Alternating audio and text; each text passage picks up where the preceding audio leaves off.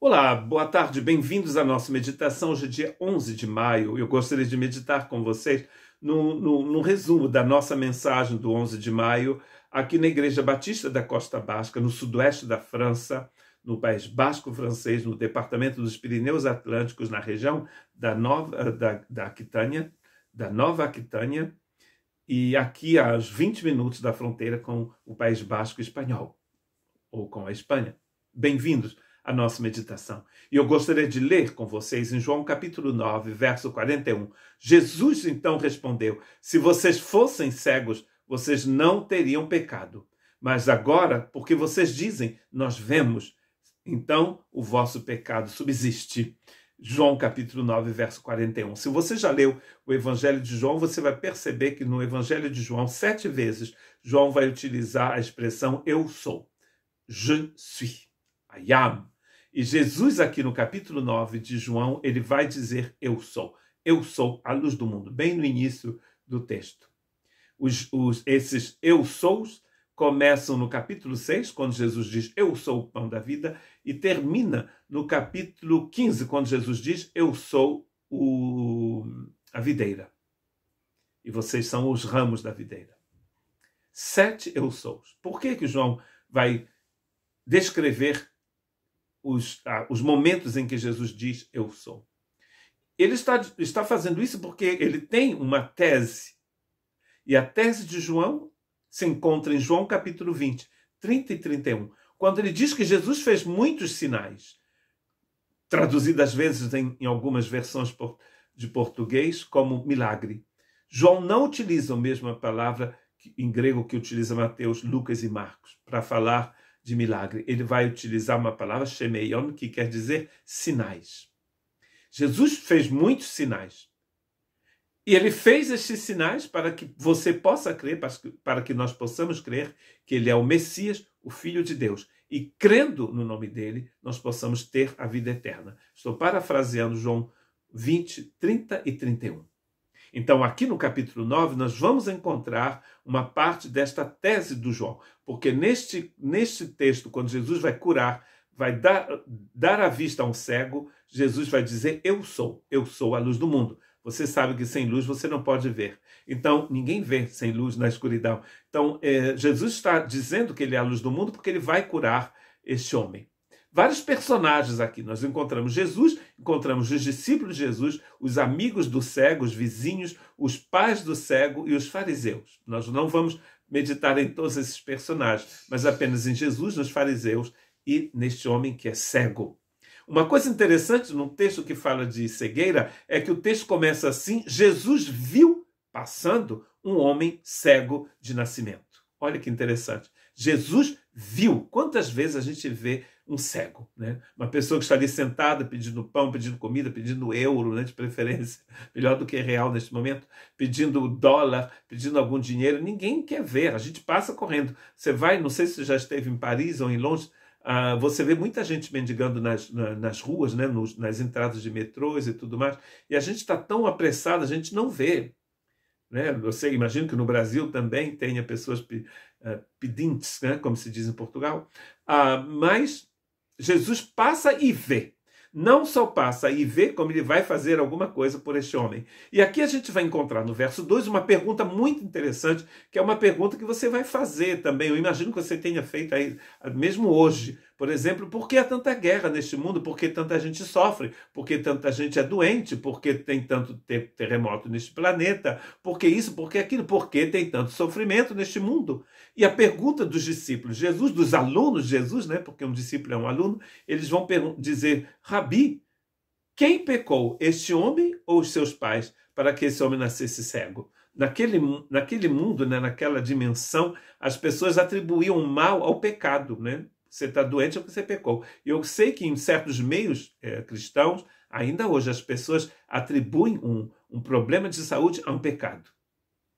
E olha que interessante que Jesus não vai dizer, foi o pai, os pais pecaram, ele pecou. Não, Jesus vai dizer, ce n'est pas, eu estou lendo em francês, não é porque ele ou os pais pecaram, mas é a fim de que as obras de Deus sejam manifestas nele.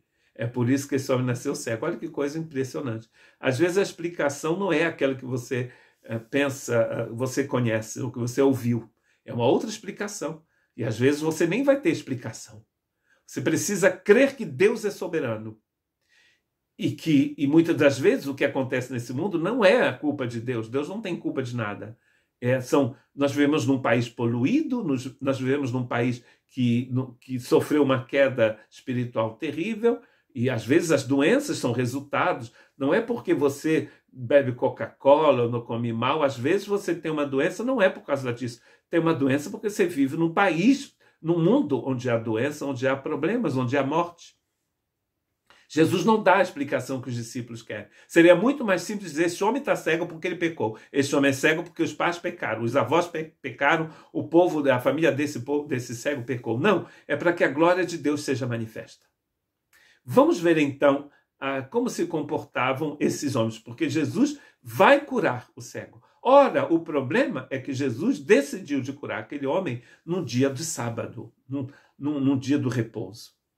E não era para se trabalhar, não se pode fazer nada. Dê uma olhada na internet, ainda hoje, para ver como se comportam certas pessoas religiosas em relação ao Shabat, ao dia do repouso.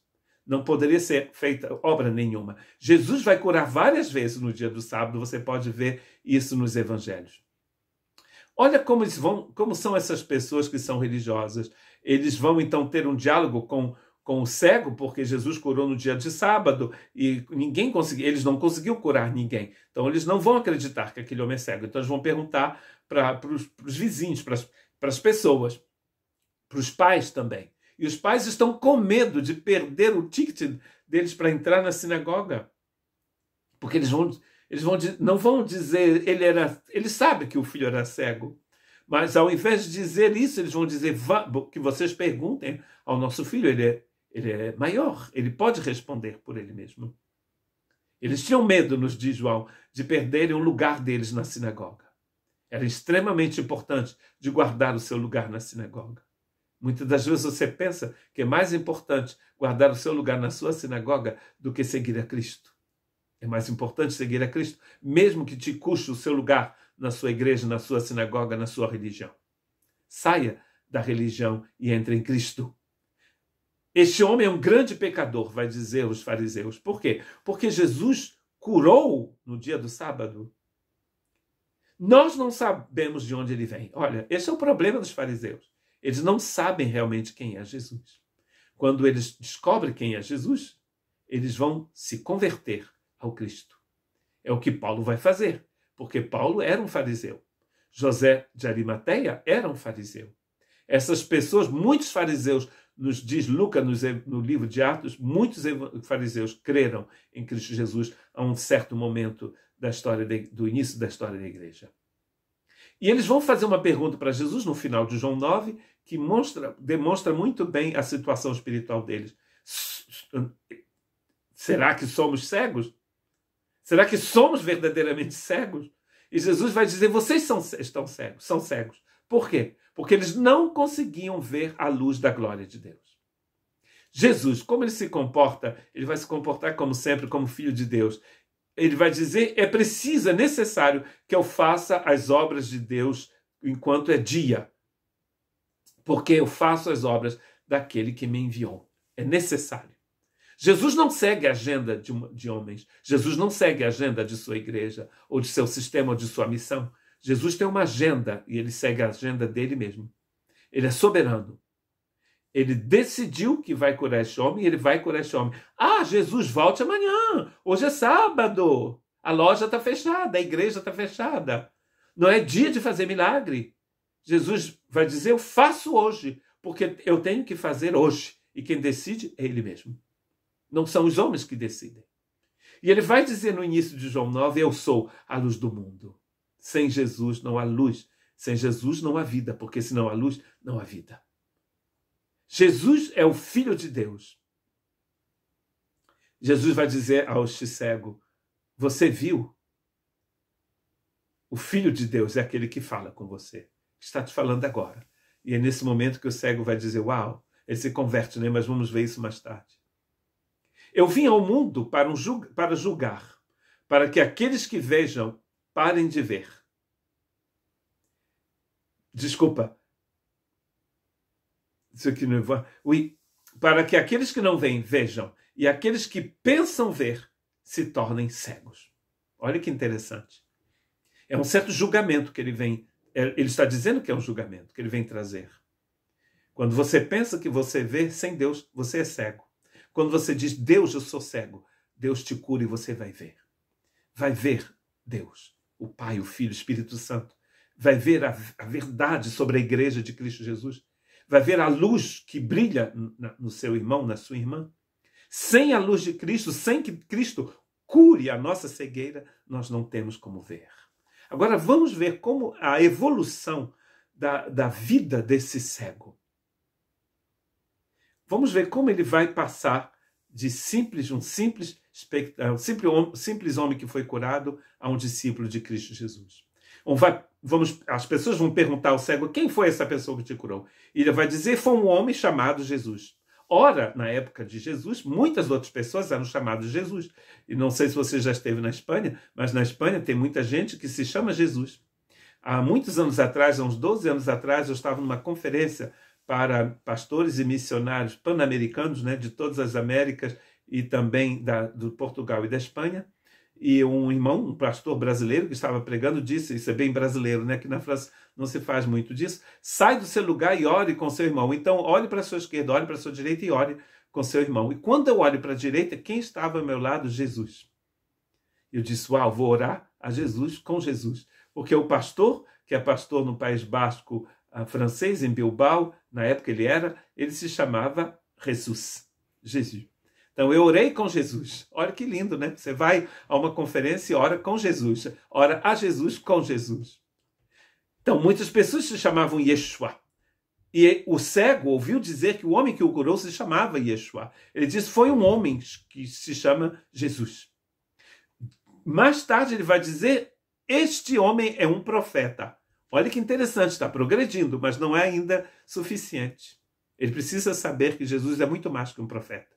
Um profeta é aquele que anuncia, é um porta-voz, né? Em certas religiões, eles vão mesmo dizer que Moisés, Davi, eram profetas. Claro que eram, né? A gente dá título de profeta a Ezequiel, a Isaías, mas um profeta é um porta-voz, alguém que fala da parte de uma autoridade. Outras pessoas, possivelmente, ali eram profetas. A gente vai ver uma profetisa no nascimento de Jesus. Aquele homem é um profeta, né? Há uma certa religião onde as pessoas dizem Jesus é um profeta. Claro que ele é um profeta, mas ele é muito mais que um profeta. Olha que interessante. No terceiro passo desse homem é que ele vai dizer um homem que veio de Deus. Aí já muda um pouco. Não é só um homem que se chama Jesus, não é só um profeta, é um homem que veio de Deus, porque tem certos profetas que não vêm de Deus, são falsos profetas. Imagino que no Brasil não tenha mais falso profeta, né? Vigia, crente. Vigia, varão. Mas no final do texto ele vai chamar Jesus de Kurios, Senhor.